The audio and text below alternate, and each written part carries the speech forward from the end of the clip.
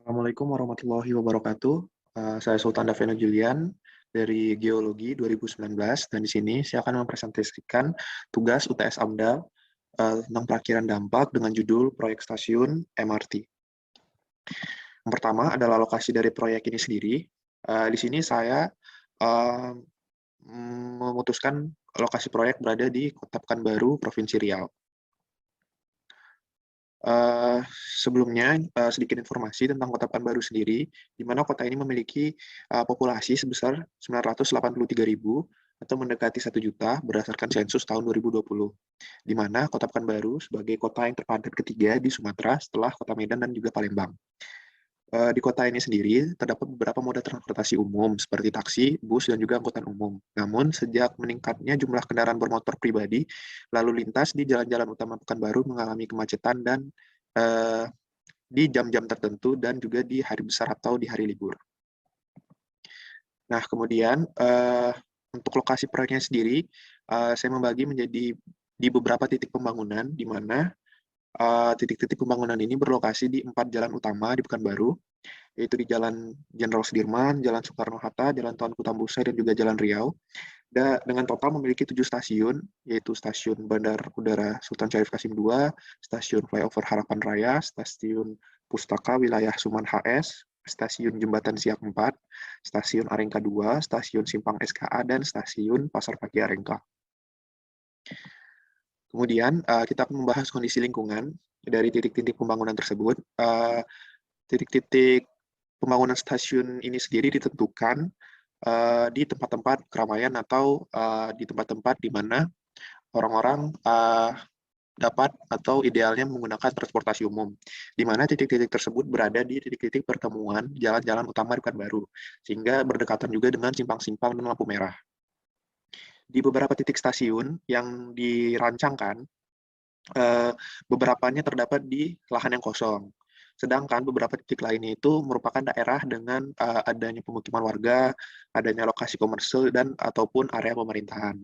Namun, area dari titik-titik yang dipilih ini tidak begitu padat dengan penduduk ataupun bangunan, sehingga memungkinkan untuk melakukan adanya relokasi fasilitas atau area pemukiman yang telah ada sebelumnya di area tersebut.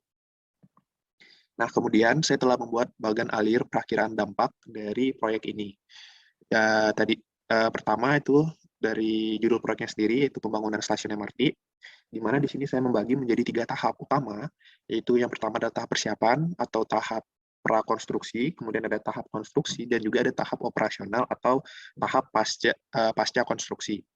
Untuk tahap persiapan sendiri, sebagai tahap yang paling memiliki langkah yang paling banyak juga, yang langkah yang pertama dilakukan adalah survei lapangan, di mana pada langkah ini, yaitu di survei lapangan ini sendiri, kita memerhatikan 2 aspek yang penting, yaitu yang pertama ada aspek kondisi lingkungannya sendiri, seperti keamanan dari lingkungannya, kondisi tanahnya, rawan bencana atau tidak, dan juga nantinya dampak terhadap lingkungan sekitarnya.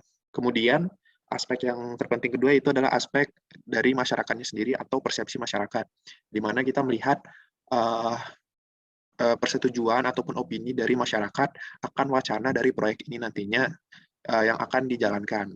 Di sini kita juga bisa melihat apa saja harapan dan juga ekspektasi dari masyarakat akan hasil dari proyek ini. Kemudian langkah selanjutnya dari tahap persiapan yaitu adalah pembebasan lahan yang diperlukan agar kita memiliki area yang cukup atau yang dibutuhkan dalam membangun stasiun MRT ini nantinya. Untuk langkah pembebasan lahan ini sendiri memerhatikan 2 aspek. Yang pertama, selain pembebasan lahan itu sendiri, yaitu aspek yang paling penting adalah aspek relokasi. Apa yang direlokasi adalah warga setempat ataupun pihak-pihak yang ada sebelumnya di area tersebut. Jadi ini diperlukan juga persetujuan dari warga setempat tersebut agar mau direlokasi di lokasi yang baru, dan juga adanya penanganan kerugian dari penanggung jawab dari proyek ini sendiri sebagai kompensasi untuk warga setempat yang area tempat tinggalnya ataupun area usahanya digunakan atau diratakan untuk pembangunan proyek ini. Nah, setelah langkah tersebut aman, maka kita dapat melanjut ke langkah selanjutnya, yaitu langkah izin dan juga legalitasnya. Di mana yang diperhatikan di sini, pertama tentunya adalah dari aspek AMDAL-nya sendiri, yaitu kita sudah membuat AMDAL yang lengkap tentang rencana proyek ini. Kemudian apabila sudah lulus uji, kita juga perlu memerlukan adanya izin dari pemerintah daerah setempat dan pemerintah kota setempat, sehingga proyek ini dapat berjalan dan sah diatur oleh undang-undang dan juga surat izinnya sudah lengkap. Kemudian langkah terakhir di tahap persiapan ini adalah langkah dari rancangan pembangunannya sendiri, atau di sini yang kita butuhkan adalah project plan-nya dari awal konstruksi hingga akhir konstruksi nantinya.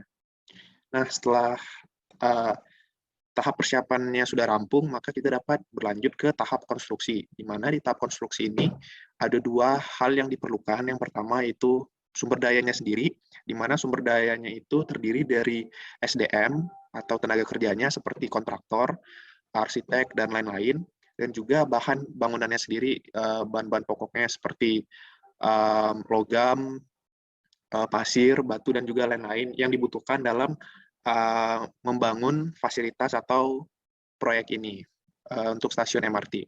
Nah, setelah sumber dayanya telah aman, konstruksinya berlanjut atau berjalan, maka langkah selanjutnya yang penting untuk dilakukan di tahap konstruksi ini adalah langkah pengawasan dan juga quality control, di mana pihak dari penanggung jawab proyek ini dapat melakukan pengawasan terhadap berjalannya tahap konstruksi, dan di sini juga melakukan quality control apakah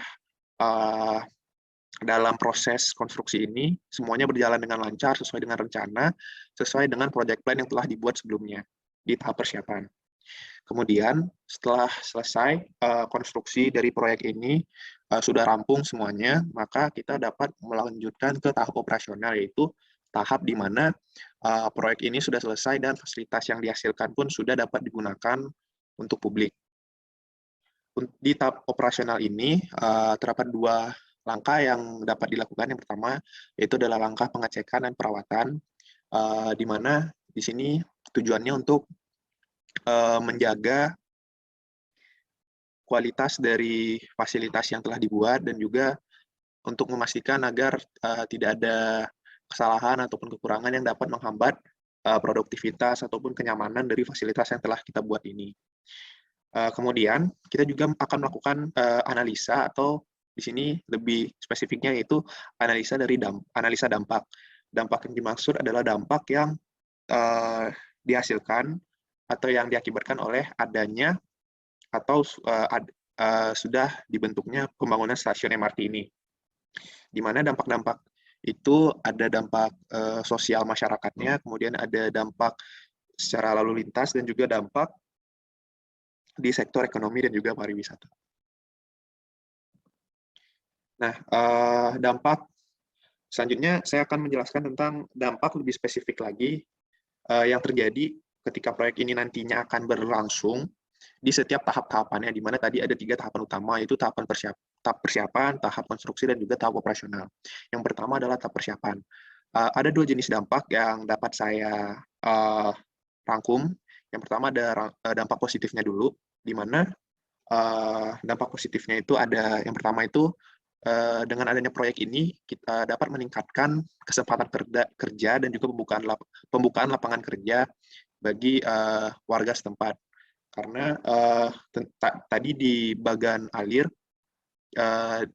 disebutkan bahwa salah satu bahan pembangunan yang diperlukan dalam berjalannya proyek ini adalah tadinya tenaga kerja ataupun kontraktor. Jadi dengan adanya proyek ini bisa membuka kesempatan kerja atau pembukaan lapangan kerja yang baru bagi masyarakat atau warga setempat. Kemudian dampak positif kedua lainnya itu adalah meningkatkan antusiasme masyarakat dalam pembangunan infrastruktur perkotaan yang baru, karena ini adalah proyek yang bisa dibilang berskala besar dan juga proyek yang sangat krusial, atau bukan proyek yang diharapkan oleh masyarakat, sehingga antusiasme yang dihasilkan oleh masyarakat itu dapat berdampak positif bagi berjalannya proyek ini sendiri. Nah, selain dampak positif juga terdapat dampak negatif, di mana salah satunya adalah mungkin adanya penolakan ide ataupun ya penolakan ide atau tidak setujunya sebagai masyarakat ataupun kelompok yang ada.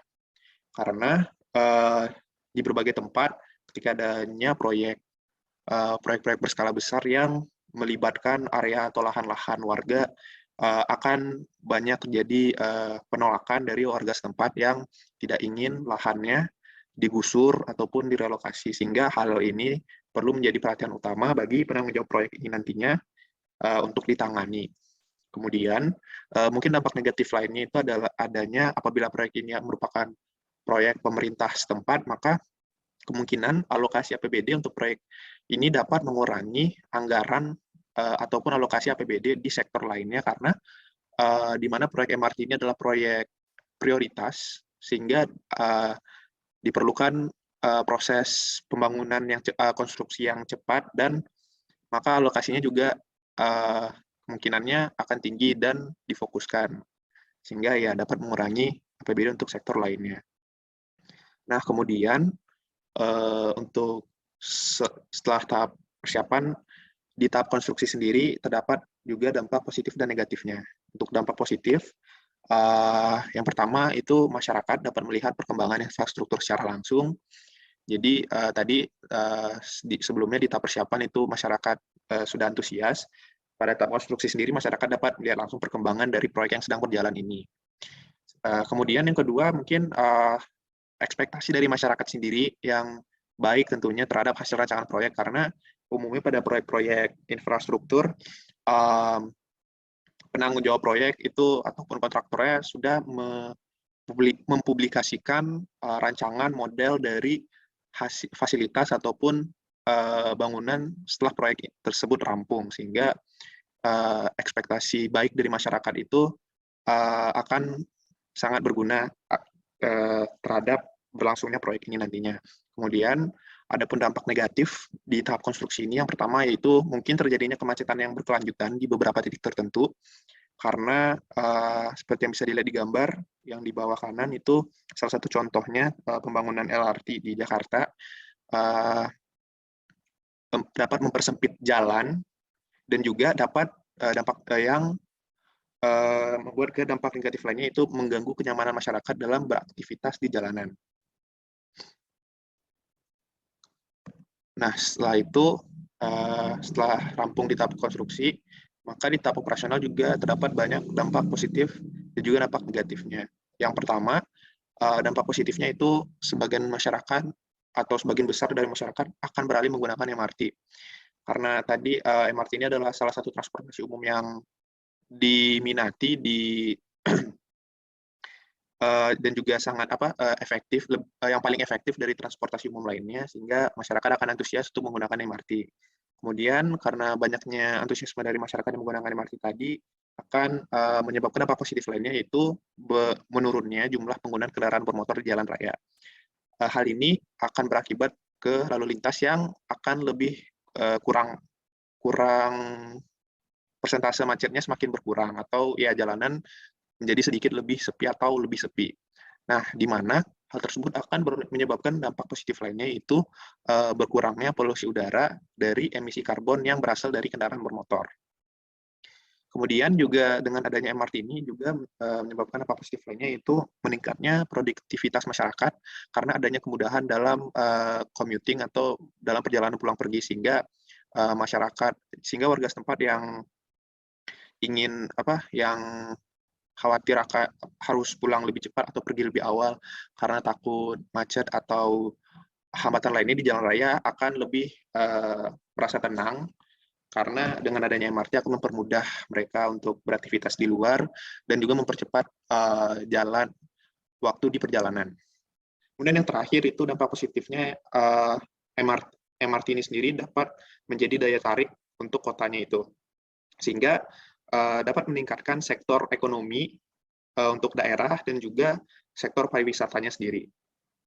Kemudian ada pun dampak negatif untuk MRT ini, untuk di tahap operasionalnya, yang pertama mungkin adalah penurunannya pendapatan dari industri kendaraan bermotor, karena ya masyarakat tadi sudah memiliki alternatif lain yang lebih efisien secara biaya, karena tidak perlu membeli ataupun ya merawat kendaraan bermotor.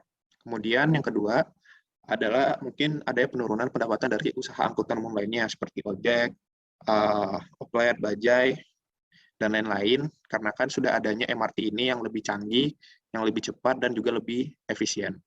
Kemudian yang terakhir mungkin dampak negatifnya adalah pemandangan di jalanan kota yang mungkin menjadi sedikit terganggu karena umumnya MRT ini memiliki struktur yang tinggi sehingga dapat ya menghalangi pemandangan dari jalanan untuk melihat ke langit ataupun ke gedung-gedung di sekitarnya. Sekian dari saya tentang presentasi tugas-tugas AMDAL saya yang berjudul Proyek MRT di Kota Pekanbaru. Apabila ada kesalahan dan kekurangan mohon dimaafkan. Saya akhiri. Wassalamualaikum warahmatullahi wabarakatuh.